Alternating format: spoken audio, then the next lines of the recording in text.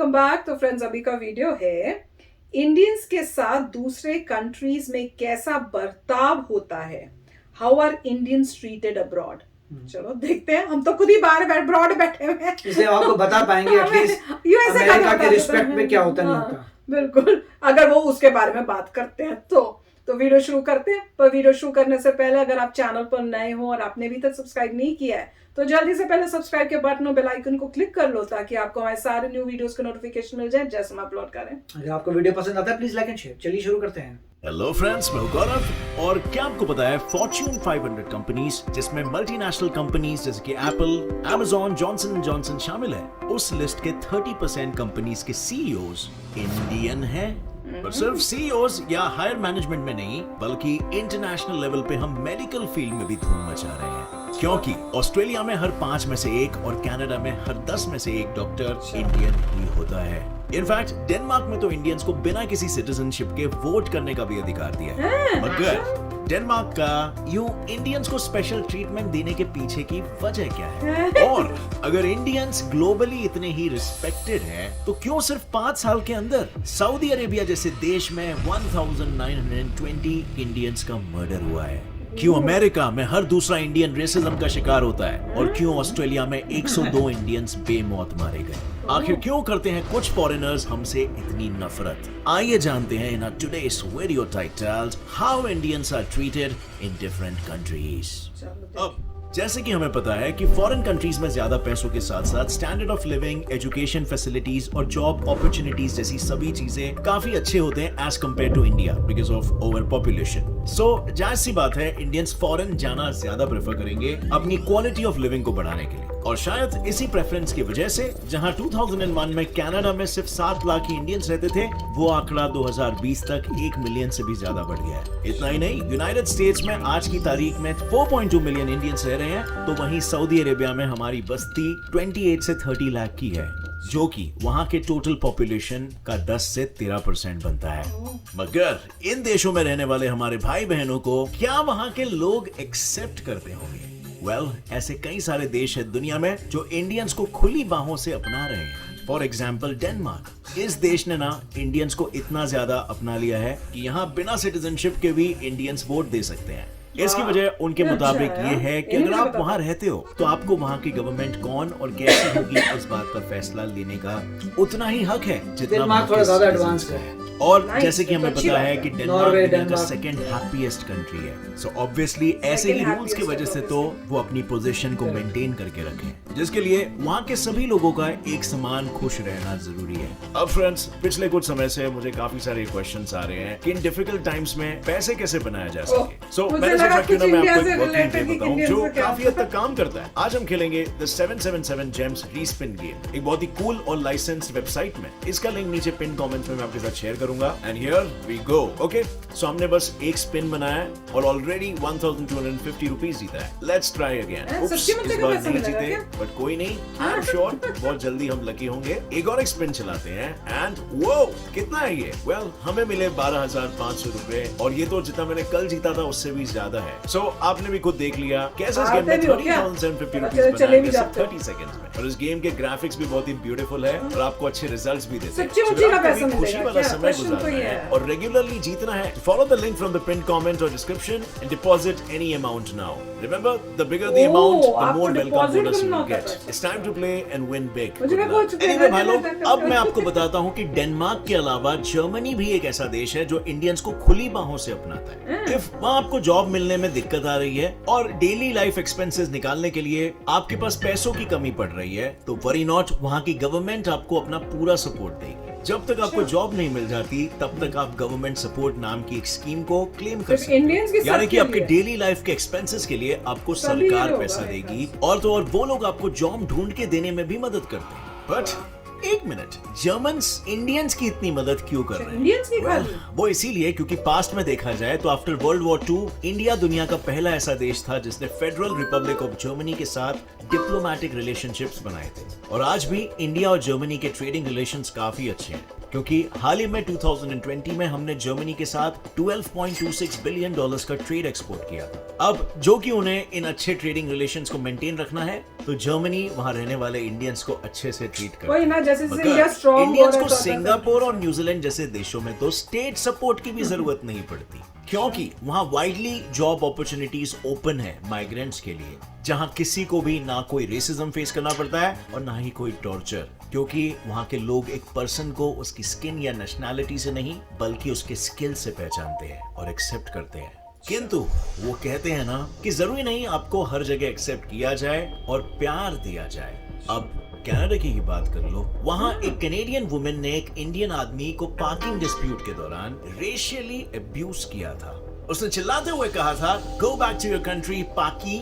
इतना ही नहीं, CTV news के हिसाब से पाकी तो कैनेडियंस राहुल पाकिस्तानी कुमार बोल रहा है, नाम के एक इंडियंस शख्स थोड़ी को लगातार 7 सालों से लूजर और शिट कलर्ड स्किन जैसे नामों से पुकारते आए हैं। पर इंडियंस को इस रेसिज्म का टॉर्चर सिर्फ कनाडा में ही नहीं बल्कि अमेरिका में भी उतना ही फेस करना पड़ता है।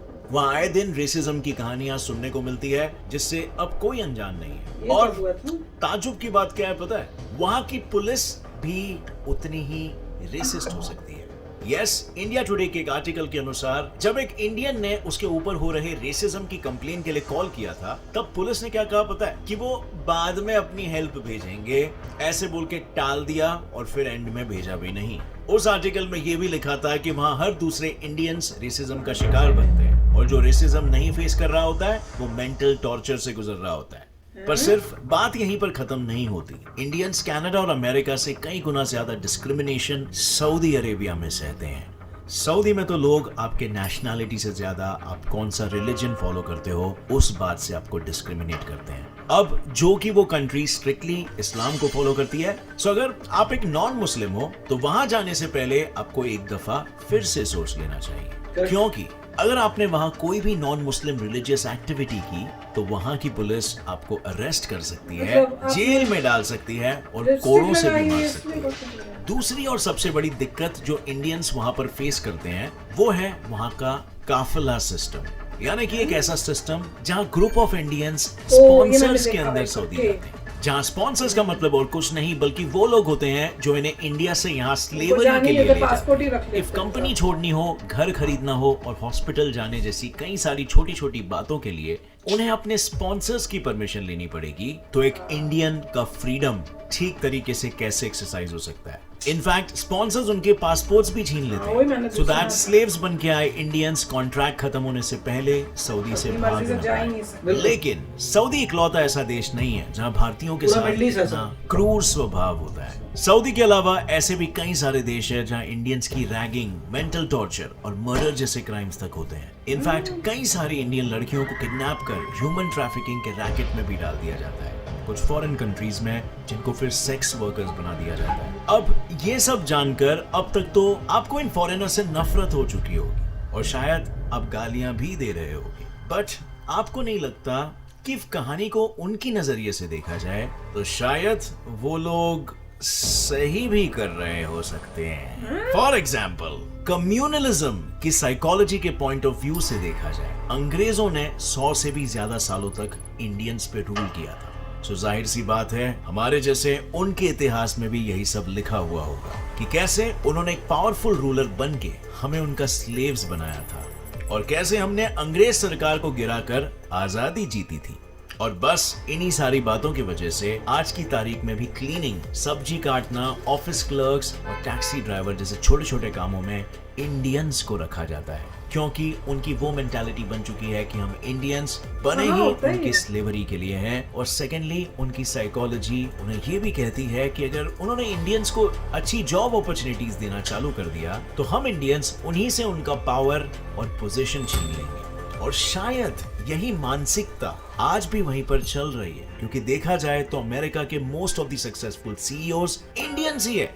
अब गूगल की बात कर लो, 2015 में सुंदर पिचाई ने American computer scientist Larry page को रिप्लेस कर गूगल के सीईओ का पद ले लिया। वैसे ही स्टीव बॉमर को रिप्लेस कर सत्या नदेला माइक्रोसॉफ्ट के सीईओ बन गए और रिसेंटली जैक डॉर्से को पराग अग्रवाल ने। इन बिजनेस फील्ड्स के अलावा हम इंडियंस ने अपना नाम नासा में भी बना रखा है। Like exploration technology at NASA centre for nano technology के चीफ साइंटिस्ट मैया मैयप्पन है, तो वहीं नासा के जेट प्रोपल्शन लेबोरेटरी में अश्विन वसावड़ा वहां के सीनियर साइंटिस्ट हैं। मगर आपको नहीं लगता कि उनका इंडियंस के साथ इस तरह बिहेव करने के पीछे का एक कारण मास साइकोलॉजी भी हो सकता है? दरअसल मास साइकोलॉजी को क्राउड साइकोलॉजी भी कहा जाता है, यानी कि जब आपकी थिंकिंग और आपका बिहेवियर उसी चीज से प्रभावित होता है जो मेजॉरिटी लोग सोचते हैं। ये एक तरह का कंफर्मिटी फिनोमिनन है। फॉर एग्जाम्पल, आपने ये कहानी तो सुनी होगी कि पुराने जमाने में आदिवासी लोग पेड़ को काटते नहीं थे,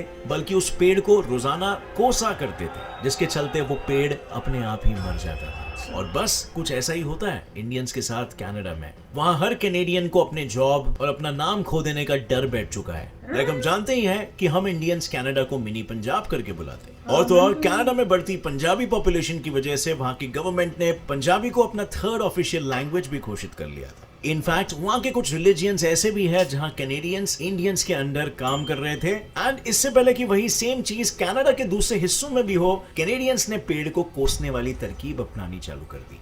यही वजह है कि वो अक्सर इंडियंस को पाकी और वापस अपने देश लौटो कहकर टॉर्चर किया अरे करते। पाकी तो और शायद पाकिस्तानी उसी होते टेक्निक हैं। के चलते 2020 में कनाडा तो- में इंडियन माइग्रेंट्स कम पाए गए थे एज कम्पेयर टू 2019। सोनिया। अगर बात दूसरों को कोसने की हो या दूसरों को ब्लेम करने की हो, तो ये करना काफी आसान है। शायद हमें ये भी नहीं भूलना चाहिए कि अगर हम किसी एक इंसान को पॉइंट करते हैं तो 3 उंगलियां पलटकर हमें भी पॉइंट कर रही होती है। क्या हम इंडियंस भी यहाँ फॉरेन माइग्रेंट्स के साथ कुछ ऐसे ही पेश आते हैं या हम उनकी रिस्पेक्ट करते हैं? हम तो बड़ा Well, प्यार हमें करते ऐसा हैं। लगता है कि हम सारे फॉरेनर्स के लिए बहुत ही वेलकमिंग है, और यही चीज हमें टीवीज और मीडियाज में बताया भी जाता है। हमें तो ये लगता है एंड भाई। Don't get me wrong over here, हम तहे दिल से ये चाहते हैं कि हम फॉरेनर्स के लिए वेलकमिंग रहे, और हमारा कल्चर भी हमें यही सिखाता है। लेकिन क्या ये एक्चुअली में प्रैक्टिस होता है? वेल, इंडिया टुडे के रिपोर्ट्स के अनुसार फॉरेनर्स यहाँ पर 24/7 इनसिक्योर और डरा हुआ महसूस करते हैं, और उनका डरना जायज भी है, क्योंकि इंडिया में हर साल करीबन 80,000 जितने फॉरेनर्स को चीट कर उनके पैसे लूट लिए जाते हैं। इतना ही नहीं, यहाँ पर फॉरेनर्स के मर्डर्स भी उतने ही ज्यादा होते हैं। सिर्फ एक अकेले गोवा की बात करें तो 2017 में सिर्फ 12 महीनों में 245 फॉरेनर्स का मर्डर हो गया था। तो वहीं पर दिल्ली में फॉरेनर्स के साथ हुए अत्याचारों के 409 केसेस दर्ज है। अब जरा सोचिए, अब तक तो मैंने सिर्फ गोवा और दिल्ली के ही स्टैट्स बताए हैं। सो जरा इमेजिन करो अगर पूरे इंडिया के लेवल की बात करें तो क्या स्टैट्स होंगे। लेकिन भाई लोग, बात तो यह है कि भारतीय संस्कृति तो हमें ये कदापि नहीं सिखाती, क्योंकि जहां तक मैंने सुना था हमारे यहाँ मेहमानों को भगवान का स्वरूप माना जाता है। बट सिर्फ कुछ टेढ़े मेढ़े लोगों के कारण पूरे देश को भुगतना पड़ता है ये चीज। लेकिन सवाल तो ये आता है कि वो टेढ़े मेढ़े लोग आखिर है कौन? क्योंकि हम सब तो अपने आप को सीधा समझते हैं। यार, फॉरेनर्स की बात तो छोड़ लो, कई सारे इंडियंस तो अपनी ही कहावत को फॉलो नहीं करते। हम अपने ही देश के लोगों को, नॉर्थ ईस्टर्न लोगों को अलग अलग रेसिस्ट नामों से पुकारते हैं, and the same goes for South Indians as well. So क्या दुनिया को बदलने से पहले हमें खुद को भी बदलना चाहिए? क्योंकि जिस साइकोलॉजी को हम दूसरों में ब्लेम कर रहे हैं, कहीं वही सेम साइकोलॉजी हमारे देश में भी तो नहीं पनप रही है। और ऐसे में हम क्या दूसरों पर उंगलियां उठाएं जब 3 उंगलियां हमें ही खुद पॉइंट कर रही है। सो यस, बाहर इंडियंस के साथ जो भी हो रहा है वो गलत हो रहा है, और चीजें बदलेंगी जरूर अगर हम आवाज उठाएं। लेकिन शुरुआत हमेशा पहले अपने देश से होती है, पहले खुद से होती है। हम खुद को सबसे पहले बदल सकते हैं, और फिर देश को, और तभी जाके दूसरे देशों के लोग भी हमारी रिस्पेक्ट कर पाएंगे, क्योंकि वो अपने देश के लोगों से जो हमारे देश को विजिट कर चुके हैं बस सिर्फ पॉजिटिव एक्सपीरियंसेस के बारे में ही सुन पाएंगे। तो फ्रेंड्स, अच्छा वीडियो था, क्योंकि उसमें एंडिंग में एक बहुत अच्छी उन्होंने मैसेज भी दिया था कि देखो, हमें खुद पहले अपने आप को ठीक करना पड़ेगा, उसके बाद फिर हम किसी और के ऊपर उंगलियां उठाएं। तो वो मुझे बहुत अच्छा लगा कि अगर हम खुद ही सब कुछ अपने कंट्री के अंदर पहले सॉल्व कर लें, उसके बाद फिर देखते हैं कि कौन कैसे हमें जो है इल ट्रीट करे। पर मेरे हिसाब से तो मतलब जैसे ही इंडिया सुपर पावर बनेगा, स्ट्रांग होगा, सब लोग इंडियंस को जो है कहीं पे भी जाएंगे तो उनको जिस तरह से बता रहे ना कि डेनमार्क में इतना स्पेशल ट्रीटमेंट मिलता है, विच इज अमेजिंग, सुन के बड़ा अच्छा लगा। फिर हर कंट्री करेगी। पर मुझे नहीं पता था, जैसे वो कह रहे कनाडा में ऐसी हाल होता है या यूएसए में ऐसा हाल होता है, अभी तक मैंने तो नहीं देखा, थैंक गॉड मैंने नहीं देखा है। और जैसे कुछ कह रहे हैं ना कि कई एपिसोड्स हुए हैं, पर उनमें वो बोल रहे थे पाकी, एंड पाकी मीन्स पाकिस्तानी। सो अगर वो उनको बोल रहे हैं गो बैक होम पाकी, तो मेरे ख्याल से उनको लग रहा है कि ये पाकिस्तान से आए हैं और इसलिए उनको बोल रहे हैं। उनको ये नहीं पता चल रहा कि ये इंडियंस हैं। और कई बार जो होता है इस टाइप की सिचुएशन किसी इंडियन को जो है फेस करनी पड़ती है, क्योंकि लोगों को पता ही नहीं होता कि ये इंडियंस हैं, क्योंकि इतनी नॉलेज होती ही नहीं उनको लगता है कि ये सारे जो क्योंकि सिमिलर दिखते हैं तो वो ही है। क्योंकि एक इंसिडेंट हुआ था ना जिसमें एक इंडियन को क्लब में या कहीं वो गया था और उसको शूट कर दिया था सोच के, तो और वो सोचा कि वो मतलब मुस्लिम है या कुछ, और उसको शूट कर दिया उस टाइप से। उसको यही नहीं पता था कि भैया यही वो इंडियन है। तो कई बार ऐसा भी हो जाता है कि इंडियन को इस टाइप की सिचुएशन होती है, वो उनको पता नहीं, और नहीं, वो जो है वो सिर्फ सिख लोगों से सिख लोग जो हैं उनमें भी उनको बड़ी कंफ्यूजन हो जाती है। उनको पता नहीं चलता कि ये जो सिख हैं उनकी पगड़ी डिफरेंट है, टर्बन पहनी हुई है, तो उनको लगता है कि वो, उनको पता नहीं चलता कि वो इंडिया से हैं और उससे भी प्रॉब्लम और मुस्लिम नहीं है। तो वहां पे थोड़े कंफ्यूज हुए थे। उसके बाद सिख कम्युनिटी में पूरी कोशिश की है लोगों को एजुकेट करने के लिए कि वो केस नहीं है। तो वो, मगर ऐसा आपको नॉर्मली कभी हमें 25 साल तो किसी ने आज तक नहीं कहा कि गो बैक टू इंडिया नहीं, और फेस पे तो कभी कोई ऐसे नहीं बोलेगा, फेस में कभी किसी ने नहीं कहा, और ना ही किसी ने कोई इस तरीके का रेसिज्म किया है, ऐसा नहीं है। थोड़ा आपको लग सकता है कि थोड़ा रूड हो रहा है बंदा, मगर वो बंदे का नेचर ऐसा है, वो किसी और के साथ भी बस मतलब वो बंदा ऐसा है जो पूरी जिंदगी से परेशान है, और क्योंकि वो जिंदगी से परेशान है तो दुनिया पे परेशान हो रहा है। बट नॉर्मली आपको ऐसे कोई सामने आके ऐसा नहीं बोलता, और डिपेंड भी करता है कि आप किस तरीके से अपने आप को प्रेजेंट करते हैं, कैसे। अगर आप आ रहे हैं, आपकी गाड़ियां अच्छी हैं, आपके कपड़े अच्छे हैं, आप अच्छे जगह रहते हैं, तो आप उस सर्कल में घूमते हैं तो लोगों को नज़र आ जाता है, तो तब भी शायद हो सकता है वो ऐसा ना करते हो, मुझे पता नहीं है कि कोई, मगर एटलीस्ट हम अपने पर्सपेक्टिव से देखें तो ऐसा कुछ नज़र हमें नहीं आया, और लोग बड़े रिस्पेक्टफुली बात करते हैं, रिस्पेक्टफुली काम वगैरह होता है। और अगर जहाँ करा जा रहा है तो उनको फिर लेसन देना चाहिए कि दिस इज नॉट, और वो यही कह रहे हैं कि मतलब पूरा क्राइम तो जीरो नहीं किया जा सकता, होता है, गंदे लोग तो हर जगह ही होंगे। ये किसी भी कंट्री में फॉरेनर्स को प्रॉब्लम आती है, इंक्लूडिंग इंडिया में भी प्रॉब्लम आती है, तो वही बात बता रहे हैं कि आप पहले इंडिया को अच्छा करिए। मगर नॉर्मली आप देखेंगे अगर कोई इंसान अच्छा है तो वो अच्छे तरीके से सबसे बात करता है, चाहे कोई कैसे भी कलर का हो, उससे फर्क नहीं पड़ता। तो वही कॉन्सेप्ट है, जो बुरा है वो तो बुरा ही, सबके लिए बुरा है वो। बिल्कुल। तो अच्छा वीडियो था। यस फ्रेंड्स, और जैसे उन्होंने दिखाया कि देखो सीईओ सारे जो इंडियंस हैं, तो उससे भी दिखता है कि इतना रेसिज्म नहीं है, नहीं तो इतने हाई पोजीशंस में क्यों वो रखेंगे। तो वो भी एक मैं सोच रही थी तब मैंने कहा फिर वो क्यों रखेंगे। पर एनीवे ना हो कहीं पे भी, मैं तो ये कहूँगी किसी भी कंट्री में नहीं होना चाहिए, सबको इक्वली ट्रीट करना चाहिए। इमेटीरियल क्या, आपका रिलीजन क्या, आपका कलर क्या है, कोई वो देखने की जरूरत नहीं होनी चाहिए। और हर कंट्री बेसिकली ये बोलती भी है।